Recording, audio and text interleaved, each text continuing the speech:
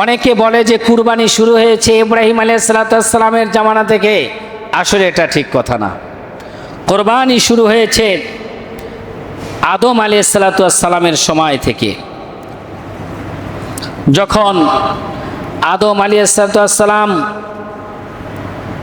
দুটি সন্তান জন্ম দিলেন, হাবিল আর কাবিল, দুই ভাই মোটামুটি বড় হয়েছে। দুই ভাইকে কুরবানি করার জন্য বললেন আল্লাহ রাব্বুল আলামিন।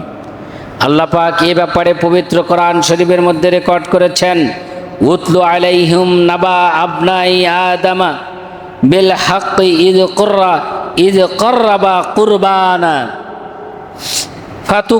ফাতুকুব্বিলা মিন আহাদিহিমা ওয়ালাম ইউতাকাব্বাল মিনাল আখারি ক্বালা লা আকতুলান্নাকা ক্বালা ইন্নামা ইয়াতাকাব্বালুল্লাহু মিনাল মুত্তাকিন।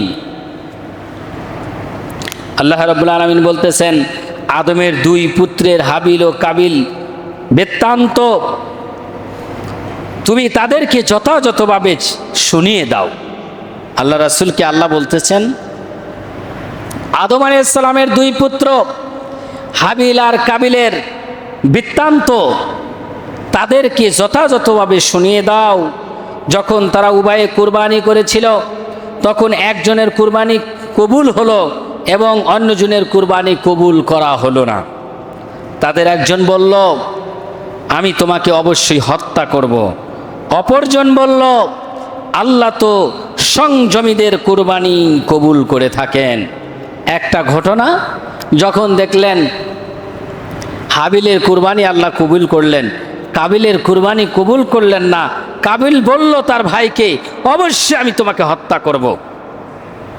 বাবাও তোমাকে ভালোবাসে বেশি, আর কুরবানি তুমিও দিলে আমিও দিলাম, তোমার কুরবানি আল্লাহ কবুল করলো, আমি তোমাকেই হত্যা করব। ভাই তো দুইজন, অবশেষে হত্যা করলো। হত্যা করার পরে আফসোস করলো, কিন্তু তখনকার আফসোস আর কাজে লাগেনি। হত্যা করার পরে যখন কাবিল বলল আমি তোমাকে হত্যা করব, তখন হাবিল বলল, যারা সংযমী, আল্লাহ তো সংযমীদের কুরবানি কবুল করে থাকেন, তুমি তো আসলে অধ্যত্ত, তুমি সংযমী না, এই জন্য তোমার কুরবানি আল্লাহ কবুল করেন নাই। তাহলে এখান থেকে আমাদের শিক্ষা কি? যারা অহংকারী তাদের কুরবানি আল্লাহ কবুল করবেন না। যারা অধ্যত্বপূর্ণ আচরণ করে তাদের কুরবানি আল্লাহ কবুল করবে না। যারা ধাম্বিকতার সহিত নিজে চলাফেরা করে তাদের কুরবানি আল্লাহ সুবহানাহু ওয়া তাআলা কবুল করবেন না। আল্লাহ কুরবানি কবুল করবেন ওই সমস্ত ব্যক্তির যারা হাবিলের অনুসারী। হাবিল ছিলেন সংযমী, হাবিল ছিলেন আত্মত্যাগী, হাবিল ছিলেন তাকওয়াবান, হাবিল ছিলেন একমাত্র আল্লাহকে রাজি খুশি করার জন্য একজন যোগ্য ব্যক্তি।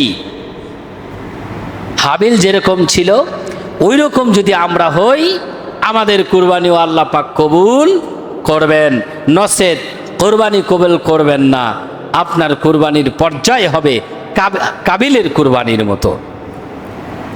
সম্মানিত হাজিরিন।